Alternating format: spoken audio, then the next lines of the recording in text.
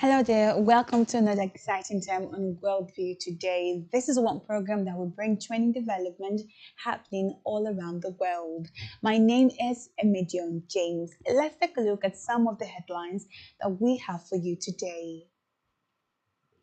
Tehran confirms nuclear site suffered serious damage, ending IAE access. Germany charges Syrian juvenile over Taylor Swift's concert blurred. Japan hangs Twitter killer in first execution since 2024. This and many more will be coming up on Worldview today after the break.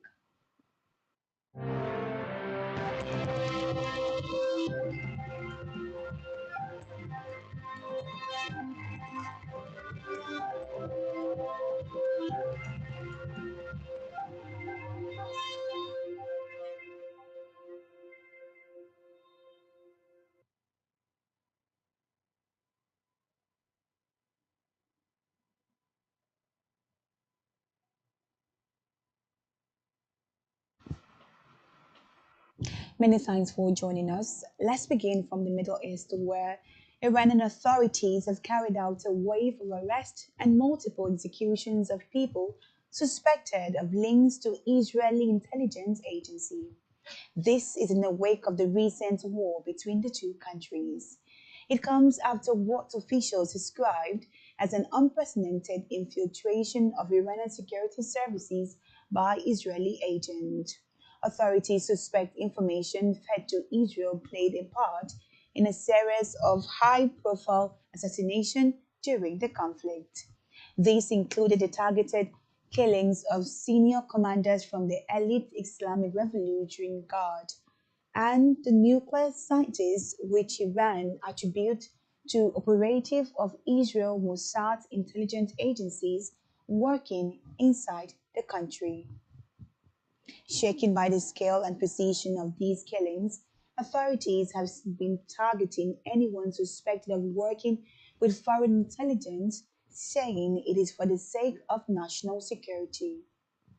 Many fear this is also a way to silence dissent and tighten control over the population. During the 12-day conflict, Iranian authorities executed three people accused of spying for Israel on Wednesday, just one day after the ceasefire. Three more individuals were also executed on similar charges. Meanwhile, human rights groups and activists have expressed fears over the latest development, citing Iran's long-standing practice of extracting forced confession and conducting unfair trials. These are concerns that more execution may follow.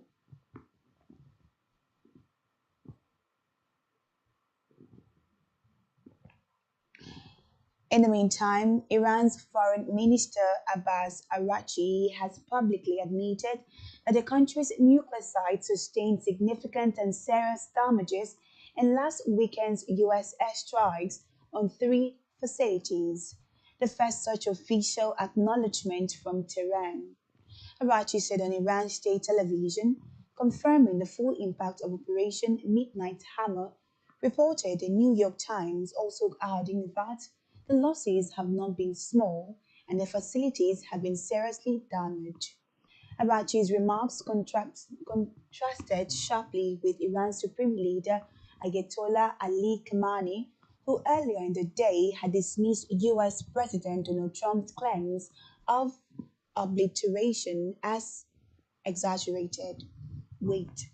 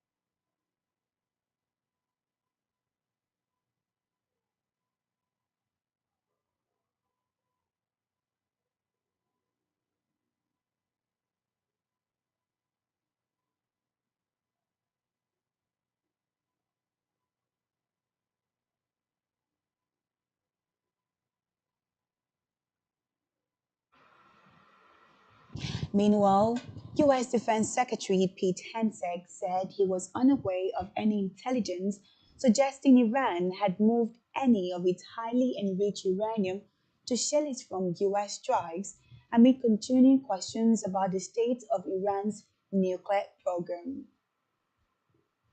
US military bombers carried out strikes against three Iranian nuclear facilities early Sunday local time using more than a dozen 30,000-pound bunker buster bombs. The results of the strikes have been closely watched to see how far they may have set back Iran's nuclear program, after President Donald Trump said it had been obliterated. Still in Iran, Iran will respond to any future US attack by striking American military bases in the Middle East, Supreme Leader Ayatollah Ali Khamenei said in his first televised remarks since a ceasefire was reached between Iran and Israel. Khamenei, aged 86, claimed victory after 12 days of war, culminating in an Iranian attack on the largest US base in the region located in Qatar after Washington joined the Israeli strikes. As in his last comment, released more than a week ago during the Israeli bombardment, he spoke from an undisclosed indoor location in front of a brown curtain between an Iranian flag and a portrait of his predecessor, Ruhollah Khomeini. In his pre-recorded remarks, aired on state television, Khomeini promised that Iran would not surrender despite US President Donald Trump's calls. In a separate development, Germany has charged a Syrian juvenile with supporting a foreign terrorist organization for helping to plan a failed attack on a Taylor Swift concert in Vietnam last year. The prosecutor general said in a statement today. Identified as Mohammed A. The suspect helped the would-be attacker by translating Arabic bomb-building instructions and putting him in contact with a member of the Islamic State militia online. This is according to the charges against him. Police made multiple arrests over a suspected plot to attack a Taylor Swift concert in the Australian capital, Ennis Happel Stadium, prompting the cancellation of all three of her shows in last year, August. In the meantime, Germany's Bundestag's lower house passed a bill today to suspend family reunification for migrants who do not qualify for full refugee status.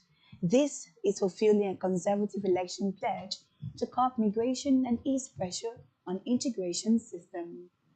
Migration was a pivotal issue in February's federal election, where the far-right nativist Alternative for Germany secured a historic second place with its anti-migration platform.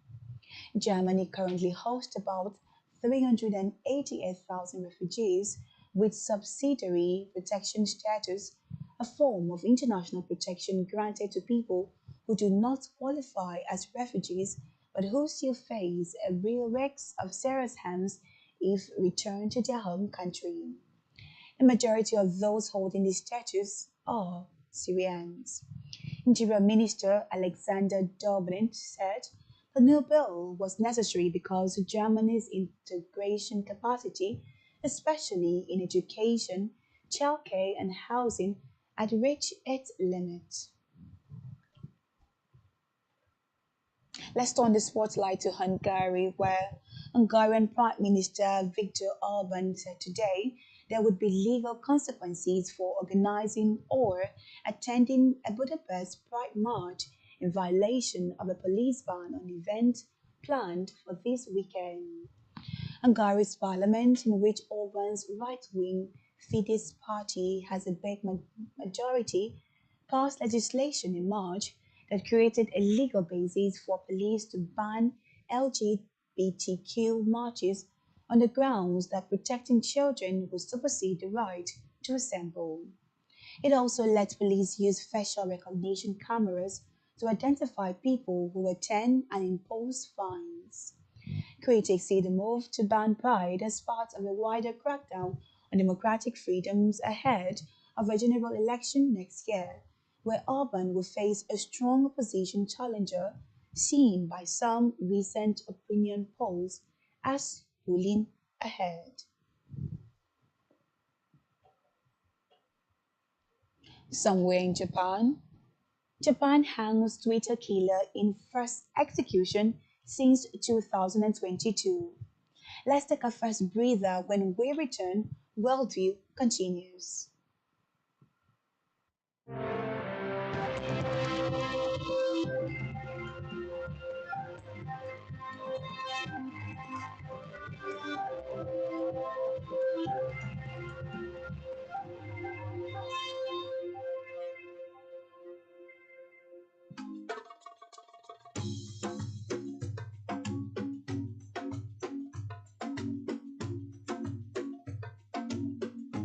Broadening your horizon is what every living being not only genuinely desires, but heartily pursues and intentionally invests in. For in the gathering of men, only those whose minds are in tune with the dynamics of the past, present, and future innovations, inventions, politics, and governance are respected. They are Spectrum Television, and broadening your horizon is our obsession. Respond your decoder now to connect Spectrum Television on the frequency 12589, symbol rate 26250. That is frequency 12589, symbol rate 26250, polarization horizontal, and join our online community at spectrumtvlive.ng. For further inquiries, please call 0704 158 5642 or 0704 541 7707. Spectrum Television, broadening your horizon.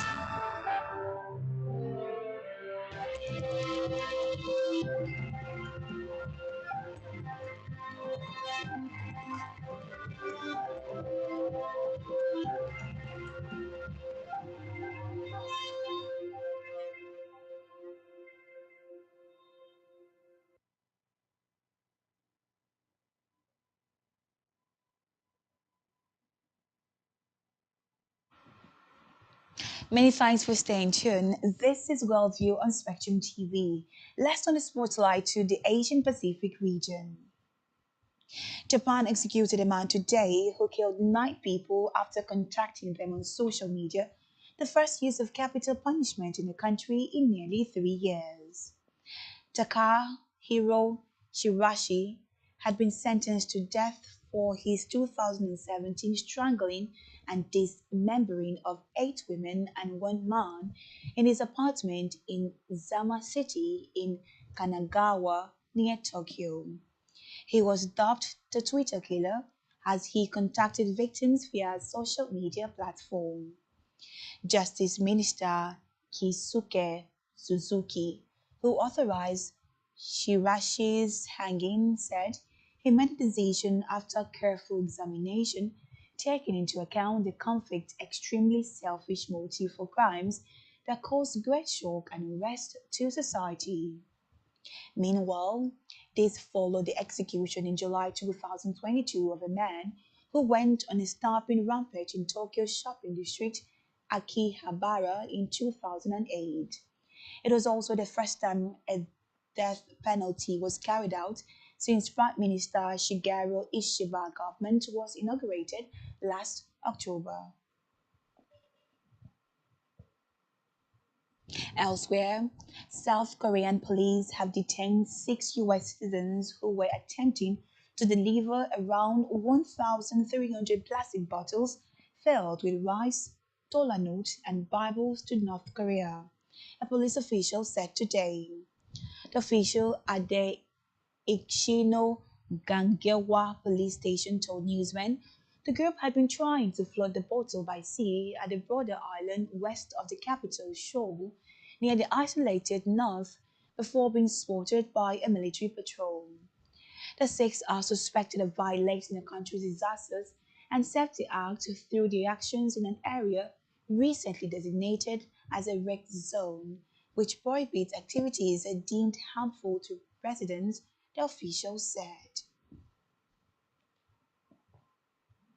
In Philippines, prosecutors argued in a submission to a Senate impeachment court today, stating that Philippine Vice President Sara Duterte must be tried and ultimately convicted over serious charges, including an alleged threat to have the president killed.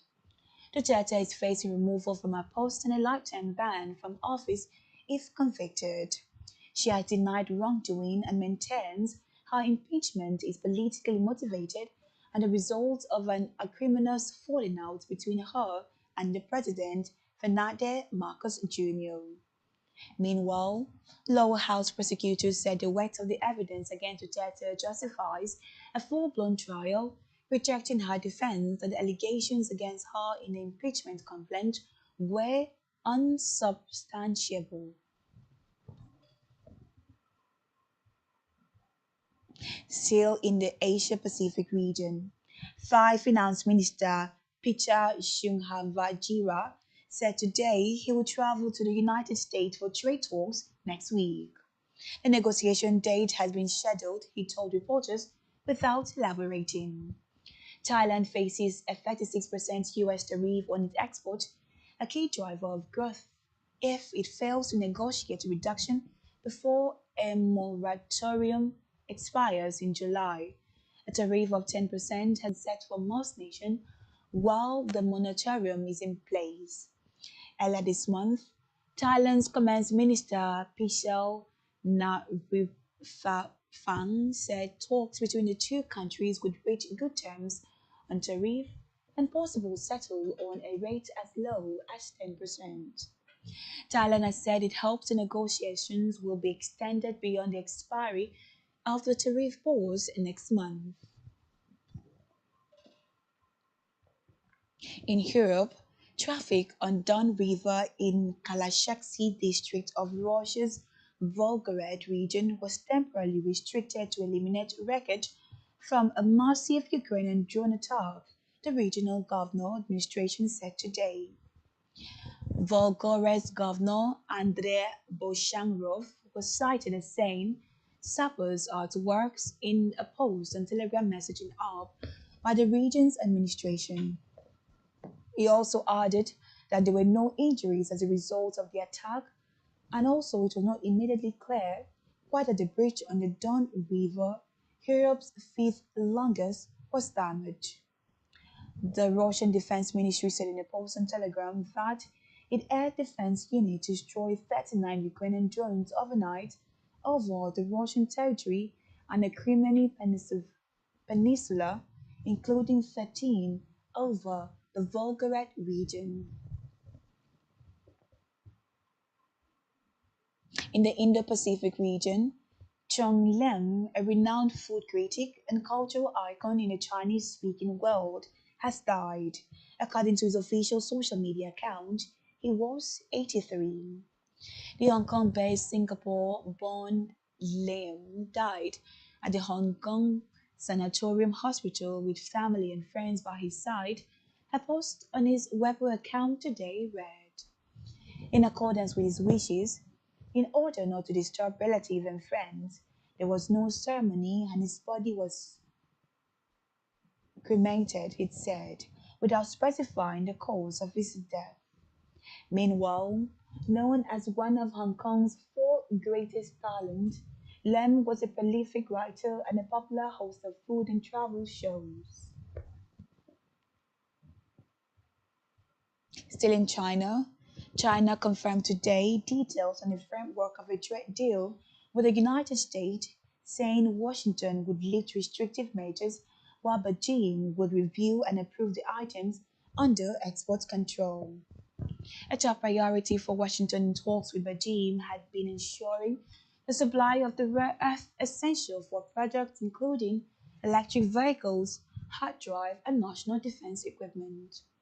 China, which dominates global production of the element, began requiring export license in early April, a move widely viewed as a response to blistering tariff imposed by Trump. The two sides agreed after talks in Geneva in May to temporarily lower steep tit-for-tat tariff on each other's product. China also committed to easing some non-tariff countermeasures, but US officials later accused Beijing of violating the patch and slow-walking export license approvals for rare earth. Away from that, the Togan government is refusing to pay a $1 million ransom demanded by hackers who have seized control of the National Health Information System for nearly 2 weeks. The Minister for Police and Cybersecurity, Pivina Bukala, told a media briefing today at the St. George Government Building in Nuku Alufa. In answer to questions, Minister Bukala said the ransom demanded is $1 million and it would not be paid. He expressed confidence in Australian cyber experts who are working in Toga to decrypt the system and regain control. The minister also said that they are close to completion. He further added that paying ransom is not advised globally, so it will not be paid. He said these incidents highlight issues with the network security control architecture in the country, which he said is not properly considered. Meanwhile, Deputy Prime Minister Dr. Tanila Fasimalohi said that the cyber expert team is going up against criminals on internet. The medical staff are currently unable to access a scripted health information system and have reverted. Lastly, on Worldview today, Microsoft is scrapping its iconic blue screen of death, known for appearing during unexpected restart on Windows computers. The company revealed a new black integration in a blog post on Thursday, saying that it was streaming their unexpected restart experience. The new black unexpected restart screen is slated to launch this summer on Windows 11 24H2 devices. The company order added that the update will be easier and faster to recover from restart. According to a long-term Microsoft developer, Raymond Chang, the software giant's blue screen of death dates back to the early 1990s. Microsoft also said it plans to update the user interface to match the Windows 11 design and cuts down time during restart to 2 seconds for the majority of users. Microsoft on the social media platform wrote, this change is part of a larger continued effort to reduce disruption in the event of an unexpected restart. The iconic blue screen was seamlessly everywhere in July 2024 after a faulty update from a CrowdStrike crashed AD computer system around the world. And that's all we have for you today. Do ensure to follow us on social media, subscribe to our YouTube channel, all of which you can find on our website at spectrumtvlive.ng. I am Emedion James, and you've been watching Worldview on Spectrum TV. Do enjoy the rest of your day, and thank you for watching.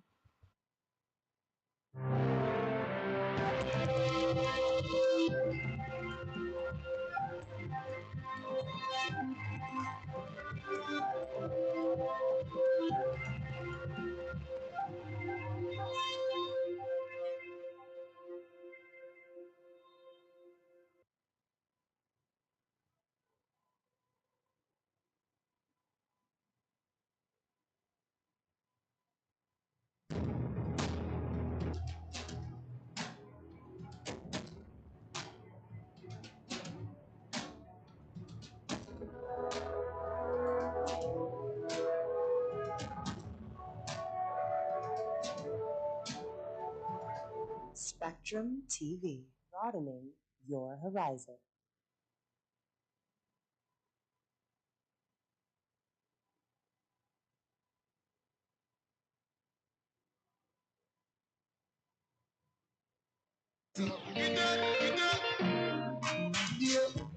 Everything I do is a lifestyle. It's Showtime on the way to the south. Yo, we're about to fuck up this bitch called Vancouver.